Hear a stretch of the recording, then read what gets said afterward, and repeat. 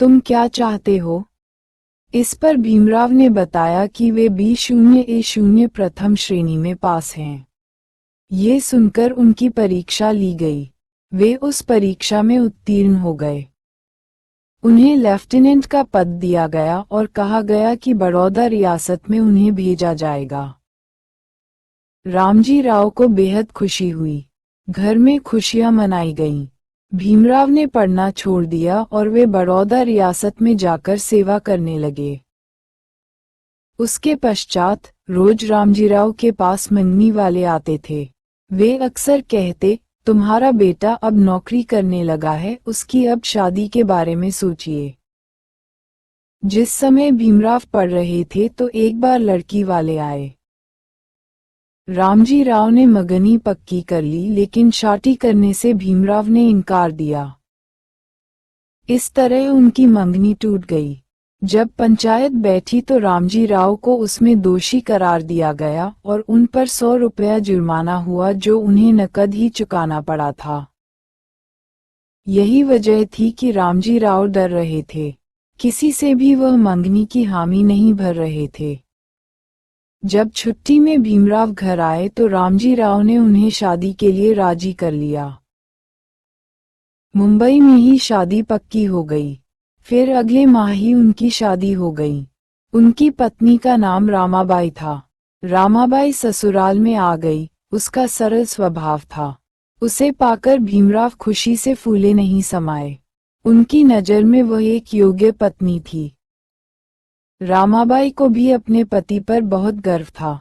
वह शिक्षित था, ग्रेजुएट और फौज में एक ऊंचे पद पर नियुक्त था। ये बात गर्व की थी। शादी करने के कुछ दिन बाद ही वह नौकरी पर चले गए और रामाबाई ससुराल में रहने लगी। पिता का शोक। अचानक एक दिन रामजी राव बीमार पड़ गए। बीमारी बढ़ती गई और वे दिन प्रतिदिन चारपाई से लग गए। जब उनकी हालत काफी खराब हो गई तो भीमराव को तार दिया गया कि पिताजी की हालत अच्छी नहीं है, तार पाते ही तुरंत चले आओ। भीमराव तार हाथ में लेकर बड़े अफसर के पास पहुंचे। उसे तार दिखाकर विनम्रता से बोले, साहब मुझे छुट्टी चाहिए। मेरे पिताजी सख्त बीमार हैं, इसलिए तार आया है। लेकिन अभी तुम्हें छुट्टी नहीं मिलेगी, अफसर ने बताया। क्यों? भीमराव ने विनम्रता से पूछा। तुम्हारी नौकरी को अभी 1 साल भी पूरा नहीं हुआ है। तुम न जाने कितनी बार छुट्टी ले चुके हो, अब छुट्टी नहीं मिलेगी। घर पर पत्र लिखकर डाल दो। पत्र? वह चौंके। हाँ, मैं पत्र नहीं लिखूंगा। क्यों? क्योंकि मेरे पिता बीमार हैं, वे बूढ़े हैं, मैं उन्हें देखने जरूर जाऊंगा, वह बोले। और मैंने तुमसे कह दिया कि तुम्हें छुट्टी नहीं मिलेगी, अफसर ने कठोर स्वर में कहा। तो आप छुट्टी नहीं देंगे? भीमराव गुस्से से भड़के। नहीं। तो फिर मैं आज ही इस नौकरी से त्यागपत्र दे देता हूँ, भीमराव ने कहा।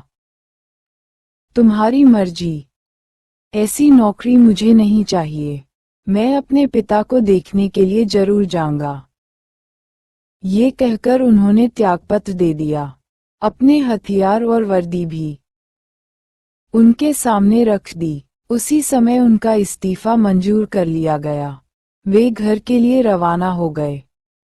जब भीमराव घर पहुंचे तो उन्होंने देखा कि उनके पिता की हालत अच्छी नहीं थी।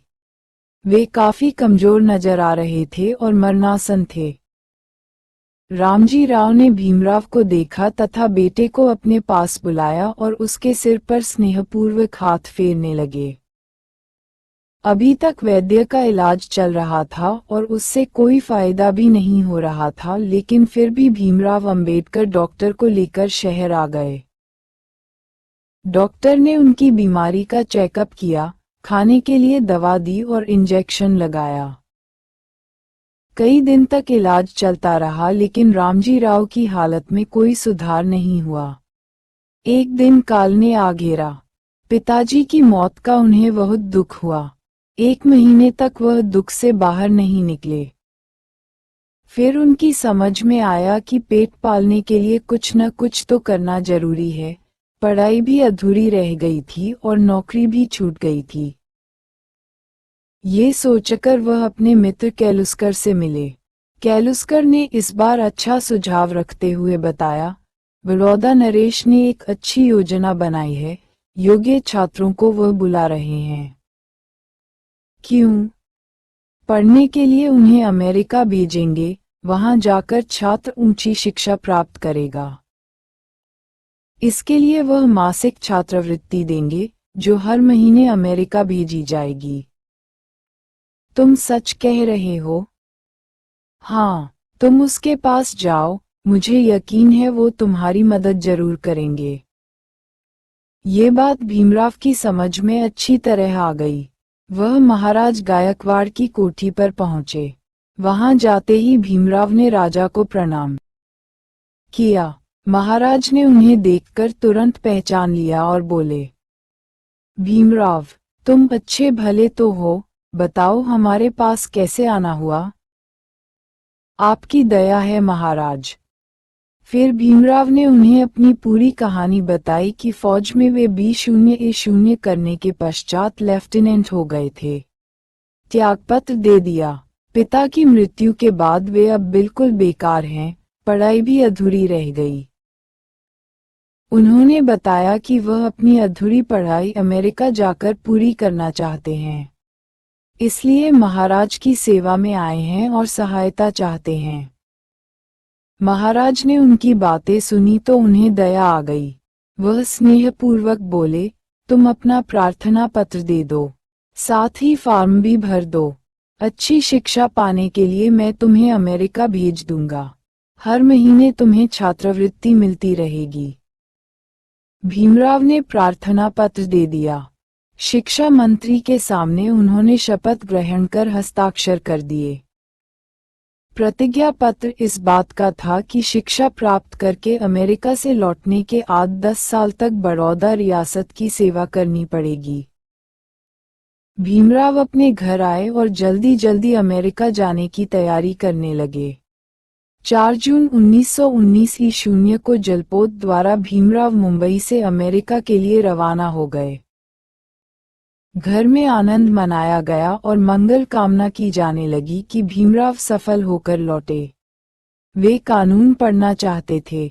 उनका सपना था कि वह बैरिस्टर बने और फिर मुंबई में आकर अपनी वकालत शुरू करें। पत्नी रामाबाई को सबसे ज्यादा खुशी इस बात की थी कि उनके पति अमेरिका गए हैं, वहां से वकील बनकर लौटेंगे तो सारी गरीबी दूर हो जाएगी। विदेशी शिक्षा का अनुभव। अमेरिका पहुंचने के बाद अंबेडकर ने कोलंबिया यूनिवर्सिटी में दाखिला ले लिया था। वे मन लगाकर पढ़ने लगे। वे पॉलिटिकल साइंस पढ़ते थे। इसके अलावा सोशलॉजी, इकोनॉमिक्स और फिलॉसफी भी वह पढ़ रहे थे। उन्होंने सोचा कि रुपये की समस्या पर वह थीसिस लिखेंगे। इस पर डॉक्टरेट लेंगे। इसके बाद वह कानून पढ़ेंगे और फिर बैरिस्टर बनेंगे। भीमराव अंबेडकर को महसूस हो रहा था कि यही उनका सपनों का देश है। उन्हें अमेरिका बहुत पसंद आया था। एक साथ सब लोग बैठते, एक साथ रहते, एक साथ पढ़ते, एक साथ खेलते, एक साथ घूमते थे। यह उनका अद्भुत और नया अनुभव था, जहां सबको एक समान नजर से देखा जाता था। कोई भी छोटा बड़ा, ऊंचा नीचा छूतछात नहीं था। एक रोज की बात है, अपने अमेरिकन सहपाठियों से भीमराव ने पूछा, यहाँ पर कोई भारतीय छात्र है या नहीं? सहपाठियों ने बताया, इस यूनिवर्सिटी में बहुत से छात्र हैं जो इंडिया से आए हैं। उसके बाद कई भारतीय विद्यार्थियों से भीमराव का परिचय कराया गया। उनसे मिलकर वे बहुत खुश हुए। भीमराव ने हॉस्टल में अलग कमरा ले रखा था। सवेरे वे दैनिक कार्यों से निपटकर पढ़ने बैठ जाते। देर तक पढ़ते ही रहते। उसके बाद अपनी कक्षा में आ जाते। सबके साथ दोपहर को मेस में बैठकर खाना खाते हुए उन्हें बहुत अच्छा लगता और मन खुश होता। वे सोचते कि भारत भी अमेरिका जैसा ही हो जाए तो सोने पर सुहागा हो। तब छुआछूत का भेदभाव हमेशा हमेशा के लिए देश से खत्म हो जाएगा। भीमराव अंबेडकर काफी रात तक पढ़ते ही रहते। ये देखकर उनके दोस्तों को आश्चर्य होता। वे उन्हें फौरन ही टोकते हुए कहते,